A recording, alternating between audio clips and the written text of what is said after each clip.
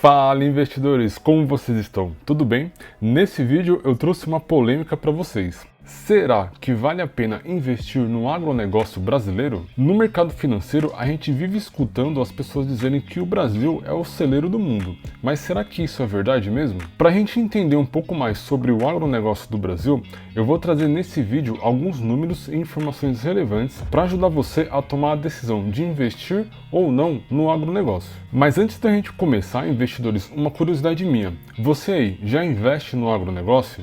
Deixa aí nos comentários se você já investe no agronegócio e qual empresa ou fundo de investimento você está investindo. Sem mais enrolação, vamos ao vídeo.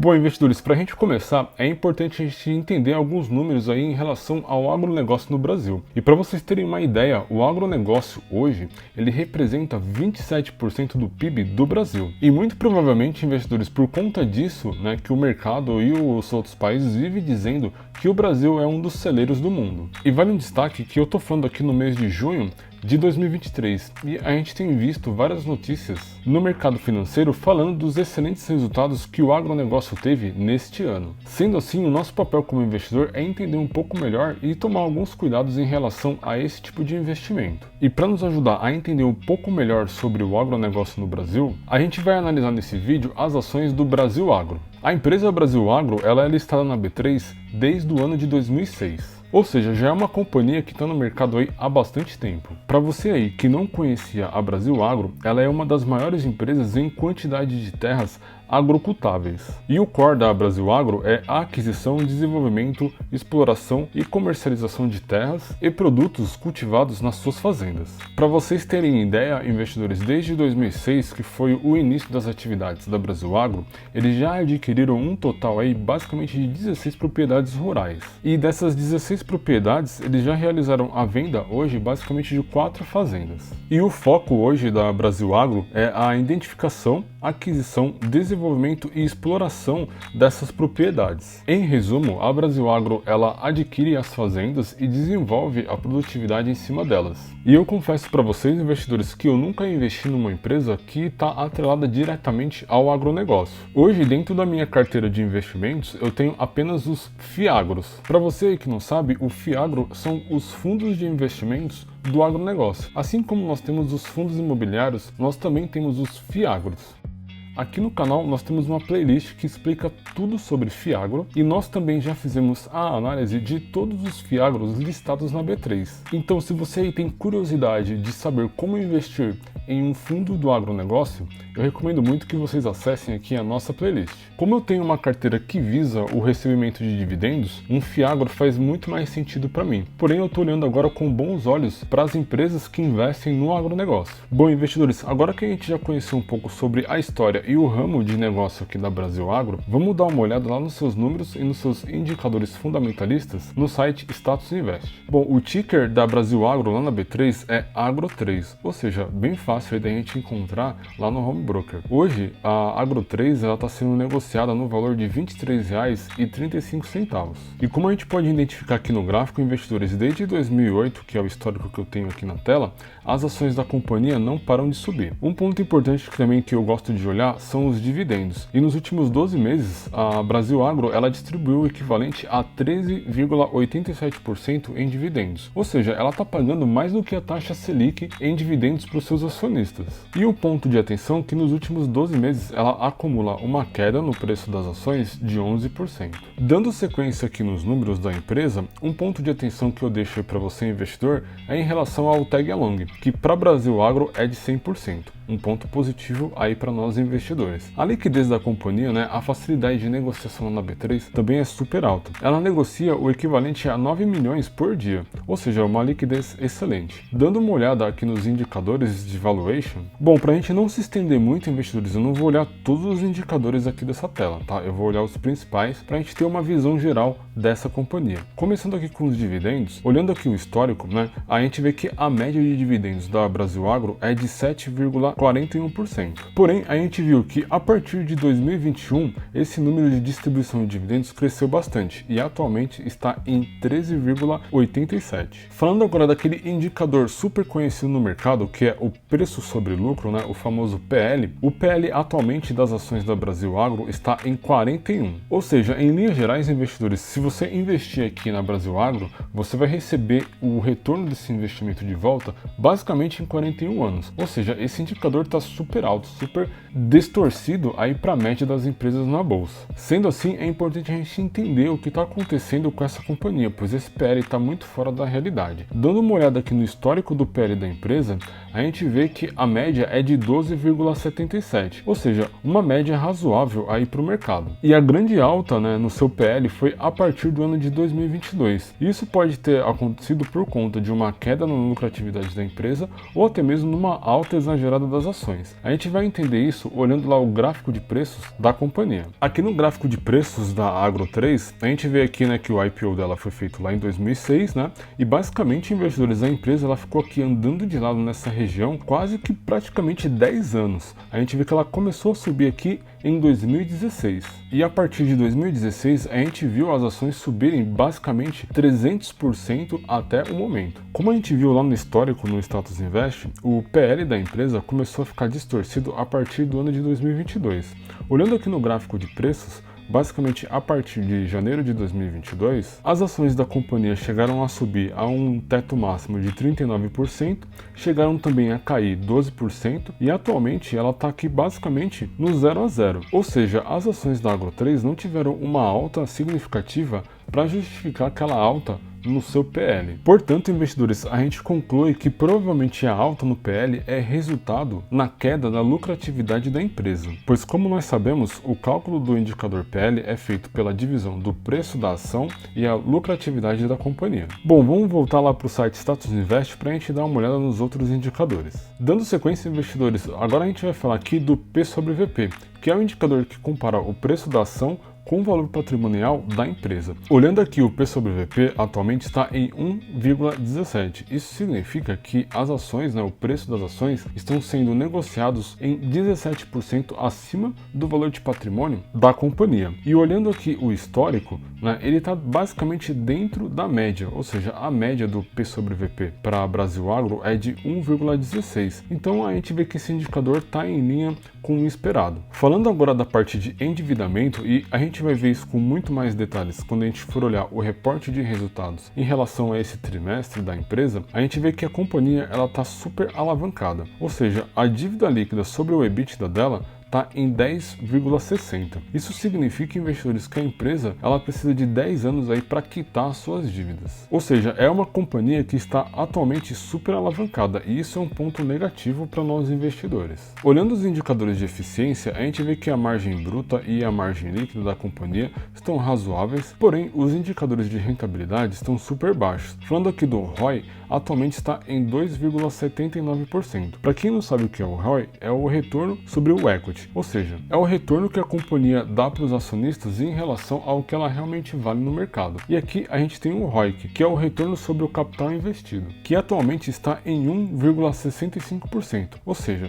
vale muito mais a pena hoje a gente investir em um tesouro direto do que investir aqui na Brasil Agro, porque ela vai trazer para você basicamente 1,65% ao ano. Porém, investidores, algo que eu sempre destaco aí para vocês é que quando a gente olha esses números, a gente está vendo uma fotografia do último resultado da empresa. É sempre importante a gente olhar o histórico. E olhando aqui o histórico do ROI, a gente vê que a média do ROI para a Agro 3 é de 11,25%, ou seja, é um ROI extremamente razoável. E a gente percebe também que desde 2017 ela teve um excelente resultado em relação ao retorno sobre o equity. Fazendo o mesmo aqui para o ROIC, a gente vai provavelmente ver a mesma fotografia. A gente vê que desde 2017 ela teve um ROIC super alto e nesse último resultado o ROIC caiu bastante. Porém, a sua média aqui está em 7,3%, ou seja, dentro aí da média do mercado. Dois outros indicadores que eu também gosto muito de olhar, investidores, são os indicadores de crescimento. Eu estou falando aqui do CAGR de receitas, que é o crescimento, né, ao longo do tempo das receitas da empresa e também o CAGR de lucros, que é o crescimento da lucratividade. Olhando aqui o CAGR de receitas, a gente vê que a empresa vem crescendo em média 59% ano a ano. E aqui no CAGR de lucros, a gente vê que a companhia vem crescendo 15% em relação à lucratividade ano a ano. Olhando aqui o CAGR de receitas, o seu histórico, a gente vê que na média o CAGR de receitas aqui para Brasil Agro é de 40%. E um dado importante, desde 2020 ela vem mantendo aqui em linha o seu crescimento de receitas. E isso é um ponto positivo para nós investidores. Dando uma olhada aqui na parte do CAGR de lucros, a gente identifica que a média da companhia é de 42% de lucratividade. Porém, ela vem em queda desde 2020, apresentando nesse momento 15%. Analisando então esses números, investidores, a gente consegue entender que a empresa ela vem tendo uma queda na sua lucratividade a partir aqui de 2020. E isso justifica, obviamente, o PL alto aqui nesse indicador. Bom, investidores, agora que a gente já deu uma olhada aqui nos principais indicadores, vamos ver alguns números importantes sobre o Agro 3 lá no seu relatório de resultados do último trimestre. Bom, investidores, aqui no relatório de resultados do Brasil Agro, os gestores da companhia compartilham com a gente algumas informações relevantes e alguns números importantes também. Falando aqui da parte financeira, a empresa ela reportou nesse trimestre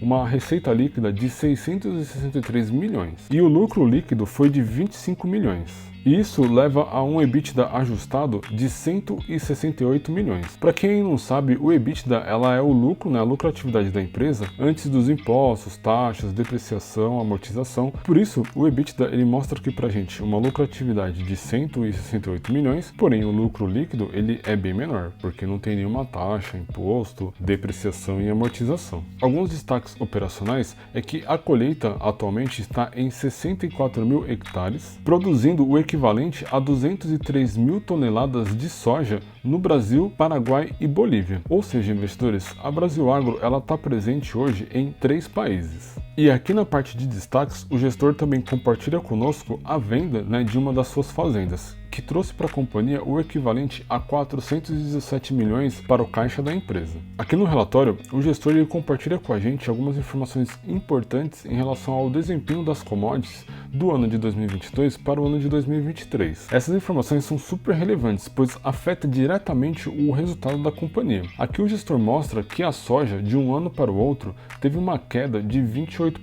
Para você, investidor que não sabe, a soja, o milho, o algodão, todos os produtos do agronegócio são considerados commodities. Portanto, o preço desses produtos são negociados no mercado e sofrem a ação da oferta e da demanda, fazendo com que seus preços oscilem de acordo com a necessidade do mercado.